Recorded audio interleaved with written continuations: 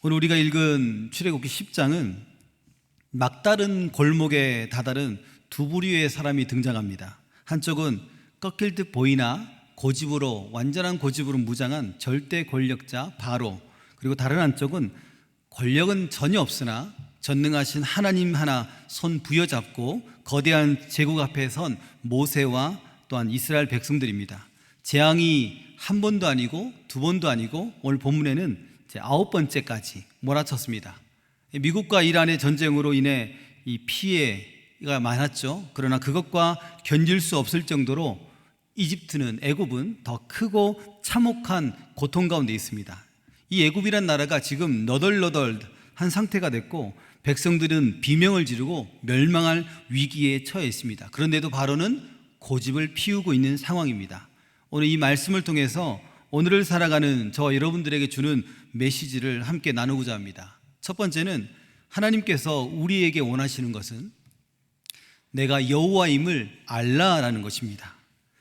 오늘 본문의 배경을 한번 머릿속으로 상상해 보면 7번째 재앙이 이집트를 쓸고 지나갔습니다. 강물은 피가 됐고 또 개구리는 안방까지 들어와 가지고 점령했습니다. 이는 들끓고 파리떼가 몰려옵니다. 가축은 쓰러지고 사람 몸에는 악성 종기가 돋아납니다. 이쯤 되면 손 들어야 되죠.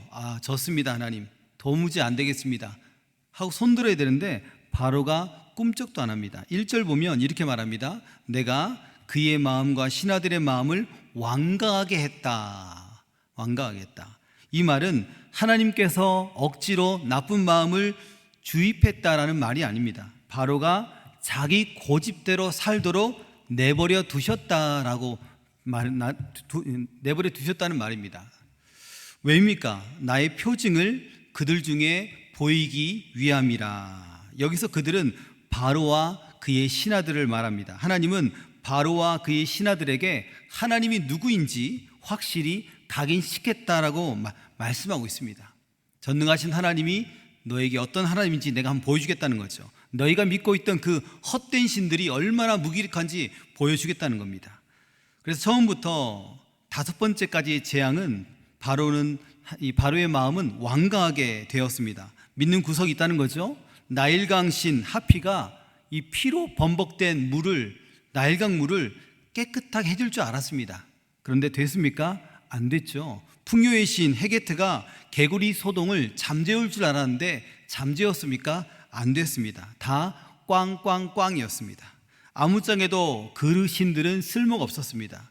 이집트가 믿는 모든 신들은 가짜고 무능하다는 사실을 보여주고 있습니다. 하나님은 모세에게 이 모든 과정을 누구에게 들려주라고 합니까? 자손들에게 들려주라고 합니다. 10장 2절입니다. 내가 애굽에서 행한 일들 곧 내가 그들 가운데서 행한 표징을 내 아들과 내 자손의 귀에 전하기 위함이라. 너희는 내가 여호와인 줄 알리라. 아멘. 위대하신 하나님, 전능하신 하나님, 10가지 능력으로 애굽을 심판하시고 이스라엘을 구원하신 하나님, 그 하나님을 자녀들에게 전하라라는 것입니다. 이스라엘 백성은 하나님을 잘 몰랐습니다. 그들은 400년 동안 애굽에서 종살이 했으니 무슨 기억이 있겠습니까? 오직 그들이 본 것은 이집트 안에 있는 그 헛된 신, 무기력한 신들의 위대함을 보고 자랐던 것입니다. 이스라엘 백성들은 우리 하나님이 어디 계시는가 하며 의심하며 살았을 것입니다. 그런 그들에게 하나님은 이 10가지 능력, 우리에겐 능력이잖아요. 그들에겐 재앙이고 10가지 능력을 보여주신 겁니다. 시청각 교육을 하신 거죠. 봐라, 너희가 두려워하는 바로도, 너희가 섬기던 이집트의 그 신들도 다 내 손바닥 안에 있다라는 거죠. 우리가 잘 알고 있는 바울 선생님 당시 로마 사람들은 세상 모든 곳에 신이 깃들어 있다고 믿었습니다. 로마인들은 정복 전쟁을 할 때마다 그 민족이 갖고 믿던 신상까지 로마로 가져왔습니다. 왜냐하면 신이 많을수록 우리 제국을 더 잘 지켜줄 것이다 라고 생각했던 것입니다. 하지만 그 많은 신들이 로마를 지켜줬습니까? 그렇지 않죠. 바울이 아테네에 갔을 때 어떤 게 있었냐면 알지 못하는 신에게라는 새긴 제단까지 있었습니다. 신이 너무 많다고 보니까 혹시나 빠뜨린 신이 있어 그 신의 노여움을 살까봐 이름 없는 제단까지 만든 것입니다. 하나님을 알지 못하니까 엉뚱한 데서 하나님을 찾고 있는 것이죠. 신앙은 들은 풍월로 하는 게 아닙니다. 실제로 일하시는 전능하신 하나님을 몸소 경험해야 됩니다. 이스라엘 백성들은 이 재앙, 하나님의 능력이 거듭되면 거듭될수록 전율했을 것입니다. 와, 우박이 내리는데 우리가 사는 고센 땅만 멀쩡하다. 이 얼마나 놀라운 일인가. 메뚜기가 온 땅을 덮는데 우리 집 채소는 하나도 손대지 않는다. 먹지도 않는다. 이게 얼마나 놀라운 일입니까? 이게 놀라운 경험입니다. 이런 경험들이 쌓이고 쌓이면 홍해 앞에서도 담대할 수 있습니다. 그리고 광야길에서도 전능하신 하나님을 신뢰할 수 있습니다. 여러분, 지금 혹시 이 고난 가운데 있습니까? 하나님은 왜 나의 고난에 답을 안 하시는가 라고 생각하십니까? 아니죠. 이스라엘 백성의 자손에게 하나님이 행한 일들을 전하라고 하신 하나님께서는 지금 저와 여러분 가운데 고난 가운데서 하나님이 행한 일들을 보여주고 계신 겁니다. 너희 고난 가운데 내가 쏙 빠진 것 같지만 난 결코 빠지지 않고 너희 고난에 동참하고 있고 고난 가운데 나의 위대함과 놀라움을 보여줄 거다라는 말씀을 하고 계신 겁니다. 머리로만 믿는다면 고난 가운데서 하나님을 발견하고 이제 온몸으로 주를 만나게 되는 것입니다. 바로의 신하들을 보십시오. 그들은 일찍이 두 손 두 발 다 들었습니다. 왕이여, 아직도 애굽이 망한 것을 모르신단 말입니까? 애굽이 망한 것을 알다 바로의 신하들은 알고 있는 것입니다. 세상 사람들도 하나님을 안다면 두려워 떨 수밖에 없습니다. 사랑하는 여러분, 하나님은 정말 위대하시고 놀라우신 분입니다. 우리의 작은 숨소리조차 다 들으시고 우리의 삶의 작은 부분까지 세밀하게 찾아오시는 전능하신 하나님이십니다. 찾아오셔서 말씀하시죠. 야야, 내가 참 하나님이다. 내가 너와 늘 함께한다. 그러니까 두려워하지 말라고 우리에게 말씀합니다. 그러면 우리는 어떤 고백을 하게 됩니까? 하나님, 제가 만난 하나님은 참 하나님이십니다 하고 고백하게 되죠.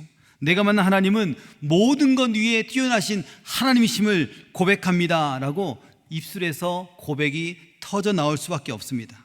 이렇게 당당하게 내가 만난 하나님을 증거하는 삶, 그 위대하신 하나님을 찬양하는 저와 여러분들이 되시기를 바랍니다. 두 번째는요, 우리 하나님께서 우리에게 원하시는 것은 예배에 올인하기를 원하십니다. 그냥 발만 반쯤 담그는 것 그거 말고요, 예배에 온전히 올인하는 것 바라신다는 것입니다. 본문의 중반부를 보면 기막힌 밀당이 벌어집니다. 모세와 아론이 바로 앞에 서 있습니다. 자, 바로 앞에 서서 당당하게 선포합니다. 내 백성을 보내라. 안 보내면 내일 메뚜기 떼를 보내겠다라고 선포합니다. 야, 아무것도 없어 보이는데 전능하신 하나님이 뒤에 계시니까 당당할 수 있는 것입니다. 메뚜기 떼가 땅에 안 보일 정도로 덮어버릴 것이다. 우박 피해에서 간신히 살아남은 싹들을 몽땅 메뚜기가 갉아먹을 것이다 라고 엄포하고 있는 것입니다. 얼마나 두려울까요? 우박 때문에, 개구리 때문에, 이 때문에, 악성 종기 때문에 지금 안 그래도 나라가 폭삭 망했는데 이제 이런 또다시 재앙이 온다고 하니까 굉장히 고민됐을 것입니다. 이 겁이 난 바로가 모세와 아론을 불러드립니다. 그리고 묻습니다. 그래, 가서 예배 드리라. 예배가 중요하다는 거죠. 예배 드리라. 가서 예배 드려. 너들이 드리고 싶은 그 예배 얼른 가 드려. 근데 갈 자가 누구냐라고 묻습니다. 모세는 단호하게 말하죠. 남녀노소, 양과 소 모두 다 데리고 나갈 겁니다. 여기서 바로가 뭐라고 합니까? 10절과 11절의 말은 이런 말입니다. 안 돼. 아이들도 놓고 가고 그 다음에 양과 소도 놓고 가. 너희 장정들만 가서 예배해 라고 말합니다. 무슨 속셈입니까? 아이들을 볼모로 잡겠다는 거죠. 가축들을 볼모로 잡겠다는 겁니다. 너희들만 가서 제사 지내, 예배 드려. 너네 보물, 너의 미래, 내 자식들은 여기 두고 가란 말입니다. 이거 누가 하는 행동입니까? 사탄이 하는 행동과 똑같습니다. 사탄은 우리 인생에서 가장 중요한 것을 애굽에 붙들어 놓습니다. 그러니까 우리가 언제든 다시 돌아오라는 것입니다. 애굽으로 돌아와, 다시 죄악된 세상으로 다시 돌아와, 헛된 세상으로 다시 돌아오라 합니다. 모세는 이 제안을 이런 지하에 거절합니다. 그러자 하나님은 어떻게 합니까? 약속한 대로 동풍을 일으키십니다. 다음날 아침 이집트 전체가 뒤집어졌습니다. 메뚜기 떼가 구름처럼 몰려와 하늘을 덮고 땅은 새카맣게 변했습니다. 생각만 해도 소름 끼치지 않나요? 메뚜기를 구워서 드시는 분들은 소름 끼치지 않겠죠. 이거 먹을 게 많으니까. 근데 저같이 날개 달린 것들을 너무 싫어하는 사람들은 생각만 해도 막 오싹오싹합니다. 잠자리도 싫어하거든요. 메뚜기를 더 싫어해요. 메뚜기는 이 시대에 안테나한 게 참 복입니다. 메뚜기 떼가 이렇게 온 하늘과 땅을 다 덮어버렸습니다. 메뚜기 떼가 우박을 피해서 살아남은 밀과 보리, 남은 푸른 채소와 나무 열매를 순식간에 다 먹어버린 겁니다. 이집트 전역에 푸른색이 싹 사라져 버렸습니다. 어떻게 보면 황무지 같죠? 회색 빛깔, 하늘도 회색빛, 땅도 회색빛, 온 세상이 회색 빛깔, 풍요를 자랑하던 그 나라가 순식간에 황무지가 되어버린 것입니다. 너무 끔찍하지 않나요? 거의 멸망 단계까지 간 것입니다. 다급해진 바로가 모세를 부릅니다. 내가 죄를 지었다. 이번 한 번만 용서해 다오라고 입으로 회개하는 척합니다. 하지만 속은 아니죠. 바로는 이 하나님께서 메뚜기 떼를 홍해로 다시 몰아넣었습니다. 서풍을 불어서 메뚜기 떼를 홍해에 넣자마자 마음이 또 완강해집니다. 굳어집니다. 이번에는 한술 더 뜹니다. 24절입니다. 바로가 모세에게 말합니다. 애들은 데려가라. 그런데 양과 소는 두고 가. 이렇게 말합니다. 이에 모세가 뭐라고 말합니까? 26절에 우리의 가축도 우리와 함께 가고 한 마리도 남길 수 없다. 이는 우리가 그 중에서 가져다가 우리 하나님 여호와를 섬길 것임이며. 무슨 말입니까? 하나님을 예배하기 위해서는 다 필요하다는 것입니다. 가축, 양과 소 한 마리도 남지 않고 다 가서 하나님을 예배해야 돼, 그 말입니다. 재산이 아까워서 그런 게 아니란 말이죠. 예배를 드릴 때 우리 하나님께서 어떤 예물을 필요하실지 모르니까 하나님이 요구하는 대로 다 제물을 드려야 되잖아요. 그러니까 다 가져가겠다는 것입니다. 누구를 위해서요? 주를 위해서. 무엇을 위해서요? 예배를 위해서. 그만큼 예배가 중요하다는 것을 말씀하고 있습니다. 신앙은 이만큼만 내 거, 저만큼은 하나님 거 아니라는 겁니다. 그렇게 선 끊는 게 아니고 내 모든 소유, 내 모든 생명이 다 하나님의 것이다 라는 것을 말씀하고 있습니다. 한 발은 세상에, 한 발은 하나님께 두고 사는 미지근한 신앙을 버리라는 것입니다. 끝까지 타협하지 않고 하나님, 오직 하나님께만 올인하겠습니다. 오직 하나님만을 참되게 예배하겠습니다 라는 그 이야기를 오늘 말씀을 통해서 하고 있는 것입니다. 이와 같이 하나님께 올인한 인생, 하나님께 참되게 예배하는 인생은 진정한 자유와 참된 승리를 맛볼 수 있음을 기억하는 우리 모두가 되시기를 바랍니다. 마지막 세 번째는 빛 가운데 거하는 성도입니다. 성도는 어둠 속에 있으면 안 됩니다. 음침한 데 있으면 안 됩니다. 항상 주님의 그 찬란한 영광의 빛 가운데 살아가야 됩니다.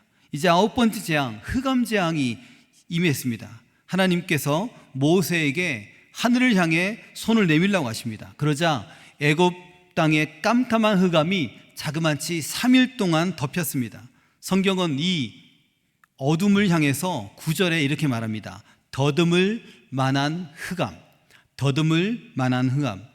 그냥 어두운 게 아닙니다. 공포가 살갗을 파고드는 두렵고 정말 공포스러운 어둠이라는 거죠. 앞이 안 보이는 겁니다. 너무 안 보이는 거죠. 3일 동안 이집트 사람들은 서로 볼 수도 없었다. 그리고 자기 처소에서 일어나는 사람도 없다라고 성경은 말하고 있습니다. 왜 그럴까요?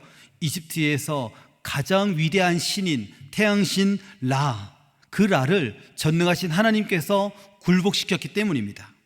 이집트의 자랑이던 그 빛을 주께서 빼앗아 가버렸습니다. 온 세상이 멈춰버린 듯한, 온 세상이 정지되는 것 같은 세상이 되어버렸습니다. 아마 인터넷이 끊기면 그런 세상이지 않을까요? 과거로 돌아간다 그러죠. 70년대로, 60년대로. 아마 지금 이 3일 동안의 상황이 그렇습니다. 모든 것이 그냥 죽어버린 상황이었습니다. 온 이집트가 칠흑 같은 어둠 속에 갇혀 비명을 지르고 있을 때 이스라엘 백성들이 사는 고센 땅은 어땠습니까? 고센 땅은 대낮같이 밝았습니다. 이 빛은 햇빛이 아닙니다. 하나님의 임재가 비치는 영광의 빛입니다.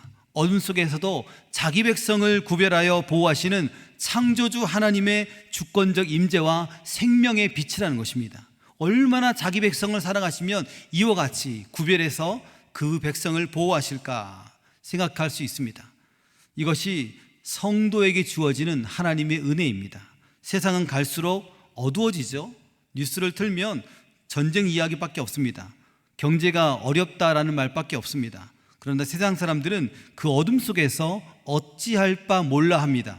그러나 하나님의 백성에게는 이와 같이 특별한 빛이 있습니다. 고난의 밤이 깊어도 우리 마음속에는 성령의 등불은 여전히 우리 안에 거하고 계십니다. 세상은 깜깜해도 우리 가정에는 하나님의 평강이 여전히 깃들여 있습니다. 마지막 순간에 이제 바로가 폭발합니다. 10장 28절입니다. 바로가 모세에게 이르되 너는 나를 떠나가고 스스로 삼가 다시 내 얼굴을 보지 말라.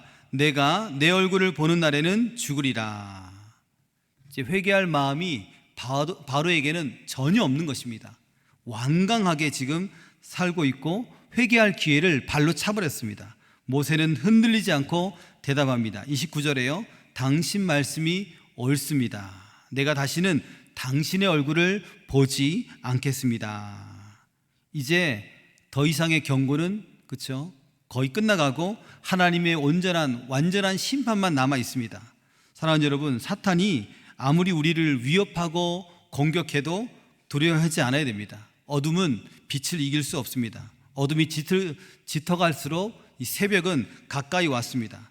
지금 우리 마음속에, 우리의 삶 속에 혹 이렇게 짙은 어둠 같은 삶을 살고 있다면, 또한 물질 때문에, 자녀 때문에, 질병 때문에 한 치 앞도 못 보는, 생각할 수 없는 상황이라면 그때 고개를 들어서 전능하신 영광의 빛 하나님을 바라봐야 됩니다. 원수마귀는 그럽니다. 야, 너 몸 그러니까 다 끝났어. 야, 경제가 그런데 네가 무슨 다시 신용 회복이 되겠어. 망했어. 끝났다라고 속상이지만 주의 성령은 우리의 영혼에 찬란한 영광의 빛을 지금도 비추고 계십니다. 내가 너와 함께한다. 나는 임마누엘의 하나님이야 라고 말하죠. 너는 나의 보배야. 내가 너를 반드시 구원할 거야. 이스라엘 백성들을 건져냈다면 내가 너도 반드시 그 위기 속에서, 고난 속에서 건져낼 거야 라고 약속하고 있습니다. 이 영광의 빛을 받은 우리는 결코 좌절하고 멸망하고 쓰러지지 않습니다. 주께서 늘 일으켜 세우시기 때문입니다. 이 영광의 빛은 모든 상황을 역전시킬 능력을 우리에게 주십니다. 사랑하는 여러분, 이제 이스라엘 백성들 앞에서는 다른 거 없습니다. 무서운 바로의 군대도 없습니다. 영광스러운 출애굽의 길이 곧 열립니다. 어떻게 보면 하나님의 구원 열차가 출발하기 직전과 같습니다. 우리의 삶의 기적도 문 앞에 와 있습니다. 하나님은 지금도 우리의 삶의 현장에 언제나 직접 찾아오셔서 그분이 살아계신 여호와 하나님이심을 증명해 내고 있다는 사실입니다. 어떤 상황에서도 결코 흔들리지 마시길 바랍니다. 온 우주의 주권자이자 역사의 주인이신 우리 하나님께서 우리를 주님의 오른손으로 굳세게 붙들고 있다는 생각을 늘 하시길 바랍니다. 내 삶의 모든 것을 내걸고 오늘 말씀처럼 온 힘을 다해서 예배하시기를 바랍니다. 날마다 우리를 비추는 하나님의 영광의 빛 안에서 참된 자유를 누리며 주님께 나아가는 우리 모두가 되시기를 주님의 이름으로 축원합니다.